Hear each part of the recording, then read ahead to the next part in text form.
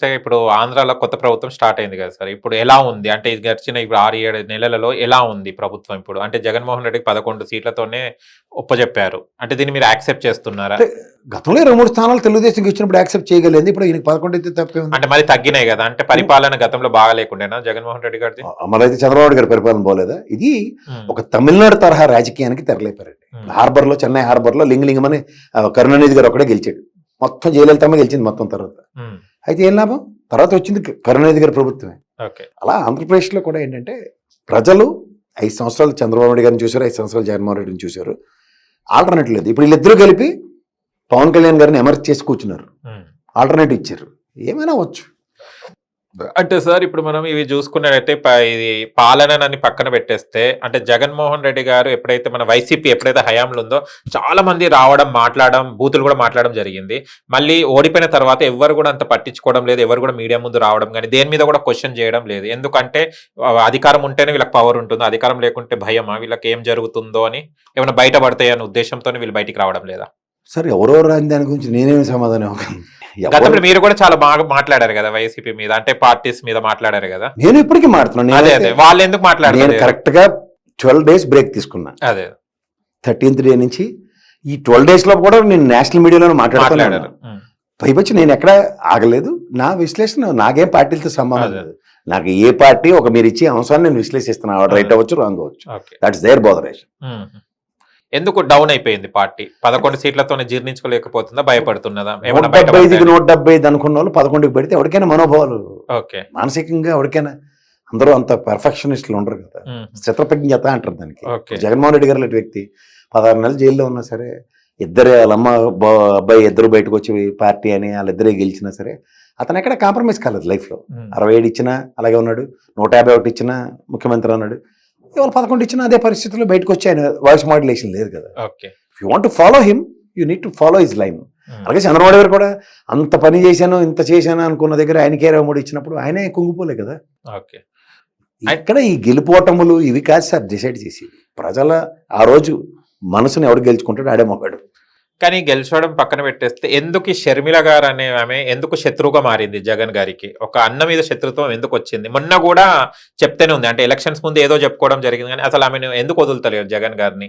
ఎందుకు అంత వ్యతిరేకిస్తుంది షర్మిల గారు? ఇప్పుడు అన్న చెల్లెళ్ళ మధ్యలో ఇప్పుడు చెల్లి మీద విపరీతం ప్రేమ ఉండొచ్చు, ఆవిడ విపరీతంగా పొలిటికల్ ఆస్పిరెంట్ అవ్వచ్చు. ఇప్పుడు ఆస్పిరేషన్స్ అన్నిటి, ఇప్పుడు ఉదాహరణకి మీకు సింపుల్గా చెప్తా సార్.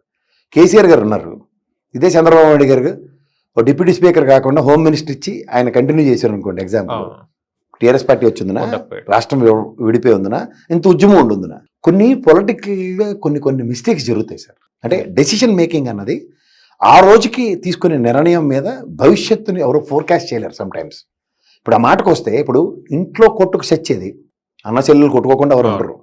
ఒక్కొక్కసారి ఏంటంటే డామినేషన్స్ కొంతమందికే వస్తుంది. ఇప్పుడు ఉదాహరణకి Jaganmohan Reddy towards Sharmilamma is always kept మమ్, మాట్లాడు. ఆయనకి ఇష్టం అవ్వచ్చు, ఆబ్లిగేషన్ అవ్వచ్చు. ఈయన కబుర్లు చెప్పింది షర్మిలమ్మ, 80 కోట్లు మా జగనన్న ఇచ్చాడు నాకు అప్పు అని చెప్పి ఎలక్షన్ అఫిడవిట్లు ఇచ్చింది. మీకు అర్థమవుతుంది. సో ఇక్కడ మీకు ఎండ్ ఆఫ్ ద డే ఒక్కొక్కరికి ఒక్కొక్క లైన్ ఆఫ్ థింకింగ్ ఉంటుంది. ఇప్పుడు జగన్మోహన్ రెడ్డి గారిది ఒక రీజనల్ పార్టీ అండి, మహా అయితే ఒక ఎంపీ లేదా ఒక ఎమ్మెల్యే నిలబెట్టిస్తారు, లేదా ఒక మినిస్టర్ ఇస్తారు. రామారావు గారే హరికృష్ణ గారికి ఏడి చేయలేపాడు. ఆయన ఉన్నంత కాలం పిల్లలకి ఏది పొలిటికల్గా గీత గీసాడు అవతల పక్కని, అవును కదా. సో ఇక్కడికి వచ్చేసరికి ఏమైందంటే ఆవిడ ఆస్పిరేషన్స్ ముఖ్యమంత్రికి ఈక్వల్ అనుకుంది. I'm also competitive. అందుకే చూడండి, ఆవిడ ఎక్స్పెరిమెంట్ ఆంధ్రలో కాదు తెలంగాణలో స్టార్ట్ చేసింది. ఎందుకు? అక్కడ వ్యాక్యూమ్ లేదు బ్రదర్ పరంగా, ఇక్కడ వ్యాక్యూమ్ క్రియేట్ చేసుకుని వచ్చింది. వచ్చిన తర్వాత ఏమైంది? ఊహించని పరిణామం సంతరించుకుంది. ఆవిడతో కాలే, వాస్తవానికి ఆవిడతో కాలే. ఎవరు ఆవిడకి రాజశేఖర రెడ్డి గారు అమ్మాయి అన్న ఎంటిటీ తప్ప ఇంకేమీ లేదు ఆవిడకి. వాస్తవంగా రాజకీయ అవగాహన శూన్యం. నిన్న కూడా చూడండి, వానాకాలం అంటే వర్షాలు పడే కాలం, వానాకాలం ఆడపిల్ల అంటే అక్కడి నుంచి వచ్చిన పిల్ల. అలాంటి ఈ సోది పురాణాలు ఎవరంటాడు? ఎవడెక్కవనా చెత్త అంతా. నీకు ప్రాథమిక అవగాహన రాజన్న పాలన అంటే రాజశేఖర రెడ్డి గారు ఏం చేశారన్నది తెలిసి దానికి అనుగుణంగా కాంగ్రెస్ని అలైన్ చేసుకుని ఉంటే, ఇక్కడ ఏముంది? రేవంత్ రెడ్డి గారు గెలిచిన తర్వాత కాంగ్రెస్ ఒక ఆప్షన్ ఎక్స్ప్లోర్ చేసింది. మరి రాజశేఖర రెడ్డి గారిని పట్టుకోకపోతే పని అవదు. ఇవాళ మీకు రెడ్డి సామాజిక వర్గ సరళీకృత విధానంలో ఏకతాటి మీదకి రాబట్టి సక్సెస్ చూశారు. Otherwise impossible. ఖమ్మం, నల్గొండ, ఈ మహబూబ్ నగర్ ఇవన్నీ కలిపి చూసుకుంటే వాళ్ళందరూ సంఘటితమయ్యారు. ఇంక్లూడింగ్ జగదీష్ రెడ్డి కూడా రెడ్డి సామాజిక వర్గ రాష్ట్రంలోనే గెలవగలిగాడు సూర్యాపేటలో కూడా మీరు చూడండి కావాలంటే. సో ఇక్కడ మీకు రెడ్డి సామాజిక వర్గ డామినేషన్ ఎప్పుడైతే వస్తుందో వాళ్ళ రాజకీయం చేసే విధానమే వేరు. అప్పుడు అక్కడికి వచ్చింది ఎవరంటే మహానుభావుడు రాజశేఖర రెడ్డి గారి పేరు, షర్మిలమ్మని నటక్కమని బల్లి పురుగు తిన్నట్టు తిన్నది. ఇక్కడ సక్సెస్ స్టోరీ వచ్చింది. ఎందుకు రాజశేఖర రెడ్డి గారిని ఓన్ చేసుకోగానే కోమటిరెడ్డి బ్రదర్స్ ఆయన పెట్టిన రాజకీయ భిక్షతో వచ్చిన వీళ్ళందరూ, పొంగులేటి గారు ఎంత కాదన్నా జగన్మోహన్ రెడ్డి గారికి రాజశేఖర రెడ్డి గారికి తీవ్ర ప్రభావమైన వ్యక్తి అతను. సో ఇలాంటి వ్యక్తులు ఒక్కసారి సంఘటితం అయ్యారు అనుకోండి, ఏమైంది టక్కని పవర్ వచ్చింది. పవర్ వచ్చినప్పుడు ఏం చేయాలి?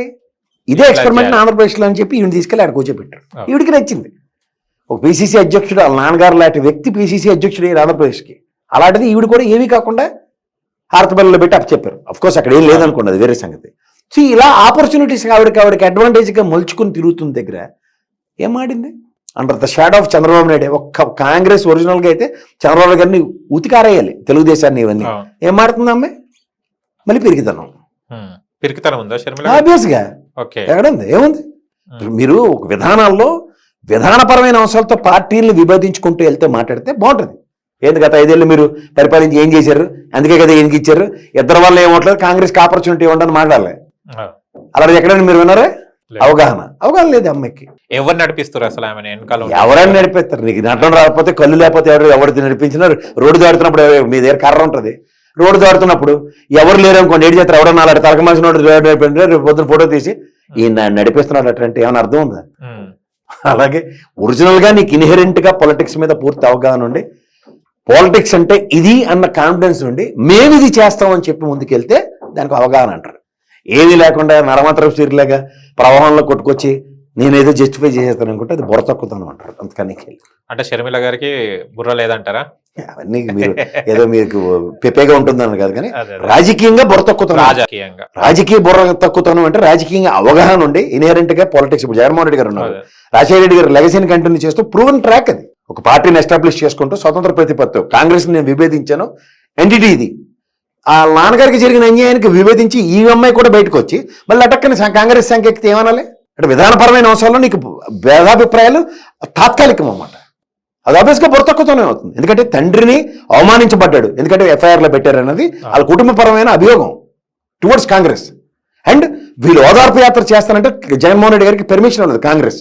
సో ఈ రెండింటికి విభేదించి వాళ్ళు బయటకు వచ్చారు. వచ్చిన తర్వాత మనోభావాలు ఎలా శాంతియుతం అయిపోతాయి? అంటే ప్రైమరీ మోటివే డివైడ్ అయిపోయింది. ఓకే.